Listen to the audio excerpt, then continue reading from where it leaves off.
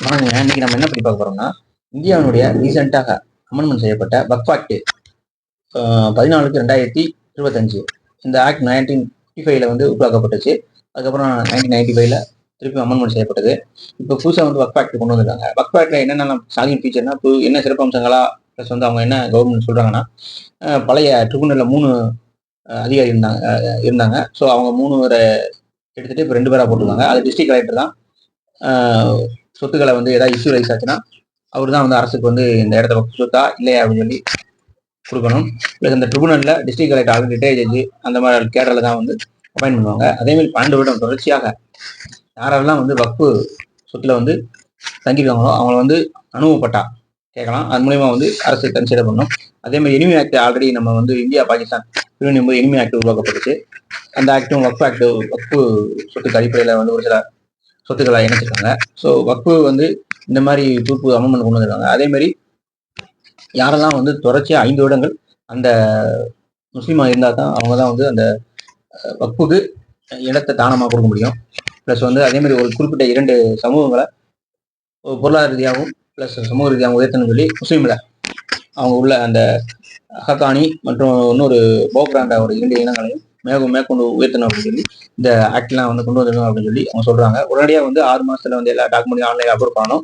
எங்கெங்கெல்லாம் அது வக்ஃப் ப்ராப்பர்ட்டி இருக்கோ அதெல்லாம் வந்து நம்ம ஆல்ரெடி நிறைய விஷயங்கள் பார்த்துருப்போம். இந்தியாவில் 3வது அதிக இனங்கள் கொண்ட ஒரு அமைப்புனா இது வக்ஃப் தான், வக்ஃபோர்டு தான். ஸோ வந்து இந்த 14/2025 அமெண்ட்மெண்ட் வந்து பார்லிமெண்ட்ல பாஸ் பண்ணிட்டாங்க. ப்ளஸ் பிரசிடென்ட் ஆஃப் இந்தியாவும் அசன் கொடுத்தாங்க. ஸோ ஆக்ட் வந்து இன்போர்ஸ்க்கு வந்துருச்சு. ஸோ வந்து இதை வந்து அடுத்த அப்கமிங் டேஸ் சுப்ரீம் கோர்ட் வந்து இதோடைய வேலிடிட்டி மற்றும் ப்ளஸ் இந்த ஆக்டோடைய சாலியன் ஃபீச்சரை வந்து கம்ஃபர்டபுளாக இருக்கா இல்லையா ஜுடிஷியல் ரிவ்யூ போடுவாங்க.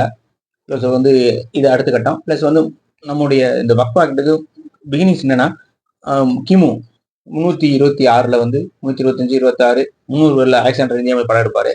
ஸோ அதுக்கப்புறம் வந்து சந்திரகுப்த மௌரியர்கள் இங்கே இருப்பாங்க. அதுக்கப்புறம் வந்து கஜினி வந்து 900 + 1000 வந்து இந்தியா வந்து 17 முறை தோற்றுப்பாரு. 17 முறை தோற்றுட்டு ப்ளஸ் சோமநாதர் குஜராத் இருக்கிற கோயிலை வந்து தங்கங்களை வந்து எடுத்துட்டு போவாரு. ஸோ இதான் வந்து பேசிக்ஸ். அதுக்கப்புறம் வந்து 5 வம்சம் வந்து இந்தியாவில் உருவாகும். டெல்லி சுல்தானாக அடிமை வம்சம், டிஜி வம்சம், சைத வம்சம், லோடி வம்சம் சொல்லி ஒரு 5 வம்சங்கள் உருவாகும். அப்பதான் வந்து குதுப் மினார் கட்டப்படும். குதுப் மினார் ப்ளஸ் மிகப்பெரிய ஒரு இந்த ஆக்ட் இஸ்லாமிய எல்லாருக்கு ப்ளஸ் இந்துக்களாக இருக்கவங்களுக்கும் வந்து செசியா வரியும் அந்த அடிமை 1200க்கு அப்புறம் வந்து விதிக்கப்படும் இந்த 5 வம்சங்கள்ல.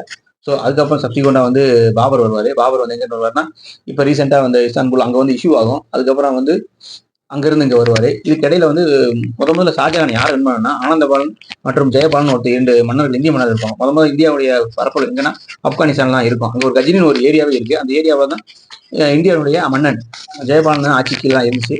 900, 1000க்கு அந்த 9ஆம் நூற்றாண்டு 10ஆம் நூற்றாண்டுகளுக்கு இடைப்பட்ட காலங்களில் இந்தியா வந்து ஆப்கானிஸ்தான் வரைக்கும் நம்மளுடைய பரப்பளவு இருந்துச்சு. ஸோ ஜெயபாலனும் ஆனந்தபாலனும் வந்து இஷ்யூ ரைஸ் ஆகுது. ப்ளஸ் கஜினி படையெடுக்கிறாரு. ப்ளஸ் அது வந்து நம்மளை விட்டுட்டு போகுது. ஆப்கானிஸ்தான் தனி நாடாகும். அதுக்கப்புறம் 100 வருடங்கள் ஆகி போகுதுல. ஸோ ஆப்கானிஸ்தான் தனி நாடாக மாறிடுது. இதில் வந்து இந்த இந்துகுஷ் மலை வந்து மிகப்பெரிய மலை. அது தைமூர் வந்து மிகவும் கஷ்டப்பட்டு வரணும் போகணும் அப்படின்னு சொல்லி நிறையா முன்னேற்பாடுலாம் பண்ணி தான் இந்தியாவுக்கு வந்து வந்திருப்பாரு. இதில் செங்கிஸ்கான் வந்து இந்தியா மேலே ஏன் இவ்வளோ பணியெல்லாம் அதிகமாக இருக்குது, நடந்து போகக்கூடாது அப்படின்னு சொல்லி அவங்க சீனா, ரஷ்யா அந்த ஒரு இடம் போயிடுவாங்க. இப்போ இந்த 4 வம்சம் அடிமை வம்சம், கில்ஜி வம்சம், இந்த 5 லோடி வம்சம், துக்ளக் வம்சம் இருக்குல்ல, இந்த வம்சங்களுக்கு அடுத்து வருவாங்க. இதில் வந்து குறிப்பிட்ட சொல்லணும்னா பால்பன்னு, அலாவுதீன் கில்ஜி இவங்கெல்லாம் வந்து முக்கியமான ஒரு அரசர்கள் இந்தியாவை வந்து கொண்டு வந்ததில்லை. ஸோ இதுக்கப்புறம் வந்து பாபர் வருவார். பாபர் வந்துடைய பானிபட் போர் நடக்கும். 1, 2 நடக்கும். பானிபட் போர்ல வந்து வின் பண்ணுவார். அதுக்கப்புறம் வந்து ஹுமாயூன் வருவார். ஹுமாயூனுக்கு வந்து திடீர்னு ஒரு இஷ்யூ ஆகும். திருப்பி வெளியே அங்கே போவார். திருப்பி இந்தியா ஆட்சி ஆவார். ஹுமாயூனுக்கு எடுத்து அக்பர் வருவார். அக்பர் ஜஹாங்கீர் வருவார். ஜஹாங்கீருக்கு எடுத்து ஷாஜகான் வருவார். ஷாஜகானுக்கு வந்து அவுரங்கசீப் வருவார். ஸோ இதான் வந்து முகலாயருடைய ஒட்டுமொத்தமான ஒரு பிரிசிஸா படிக்கிறது. இதுக்கு இடையில தான் ஆஸ்கோடகாமா 1400களில் வந்து சமணி மனையில் இறங்குவார் கோழிக்கோடில். அதுக்கப்புறம் தான் வந்து இந்தியா வந்து மெட்ராஸ் ப்ளஸ் வந்து கொல்கத்தாவில் வந்து மிகப்பெரிய அவங்க போர்ட் பிளேயர் இது போன்ற இடங்களில் வந்து வணிக தலங்கள் அமைப்பாங்க. இந்த இடைப்பட்ட காலத்தில் 1857 இந்திய சுதந்திரம் ஒரு முதல் சுதந்திர விடுதலை போர் ஏற்படும். ஸோ இதான் பேசிக்ஸோட இந்தியாவுடைய காலகட்டத்தினுடைய பரிணாம வளர்ச்சி. இதான் வக்ஃபுடைய இவ்வளோ சொத்துக்கள் வருவதற்கு இவ்வளோ வருடங்கள் ஆகிருக்கு. இவ்வளோ இத்தனை ஆட்சி அந்த கஜினி முகமதுலேருந்து இன்று வரைக்கும் உள்ள அரசுகள் மூலமாக அந்த வக்ஃபுக்கு ஃப்ரீயாக கொடுக்கப்பட்ட சொத்துக்கள் தான் இன்றைக்கு நமக்கு இதை வந்து நம்ம இந்தியாவில் உள்ள முஸ்லீம்கள் அனைவரும் அவங்க வந்து பராமரித்து அதில் வர வருமானத்தை வச்சு வளர்ந்துக்கிட்டு வராங்க. ப்ளஸ் வந்து 1947 வந்து இந்தியா வந்து போகுது. ஆல்ரெடி ஆப்கானிஸ்தான் இந்தியா விட்டு போயிடுச்சு, பாகிஸ்தான் போகுது, அதுக்கப்புறம் 1971 இப்போ பங்களாதேஷும் போகுது.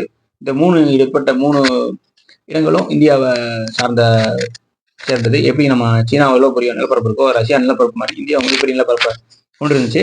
ஸோ நம்ம வந்து ப்ளஸ் கிளர்ச்சிகள்னால தனியாக ஆப்கானிஸ்தானும் போயிடுச்சு, ப்ளஸ் வந்து பாகிஸ்தானும் போயிடுச்சு, பங்களாதேஷும் தனியாக போயிட்டாங்க. ஸோ இதான் வந்து வக்ஃபு சொத்துக்களை வந்து ஒவ்வொரு மன்னர்களும் அந்த ஆட்சியாளர் முலாயா மன்னர்கள் மற்றும் ஆங்கிலேயர்கள் வந்து ஃப்ரீயாக கொடுத்துருக்காங்க. இதன் மூலியமா அந்த வக்ஃபு ஆக்ட் 1955 வந்து ஒரு முடிவெடுத்து ஒரு ஆக்டை கொண்டு வந்தாங்க, எல்லாம் பராமரிக்கணும்னு சொல்லி. ஸோ அதுக்கப்புறம் 95 ஒரு ஆக்ட் வந்துச்சு. இப்போ வந்து 2025 ஒரு மைல்டான அமெண்ட்மெண்ட் ஏற்படுத்தி இவங்க சிறு அமெண்ட்மெண்ட் ஏற்படுத்திருக்காங்க. இது வந்து உள்ள மிகப்பெரிய இஷ்யூஸ் ரைஸ் ஆகிருக்கு இந்த அங்கங்கே பார்லிமெண்ட்லையுமே சரி, இங்கேயும் சரி. ஸோ அப்கமிங் டேஸில் என்ன நடக்கும் நம்ம பொறுத்து இருந்து பார்ப்போம். ஸோ டெஃபினட்டாக நல்ல ஆக்ட் வந்து என்ஃபோர்ஸ் பண்ணணும் நம்பிக்கை. நன்றிங்க. நம்ம சேனல் அடிக்கடி ஃபாலோ பண்ணுங்க.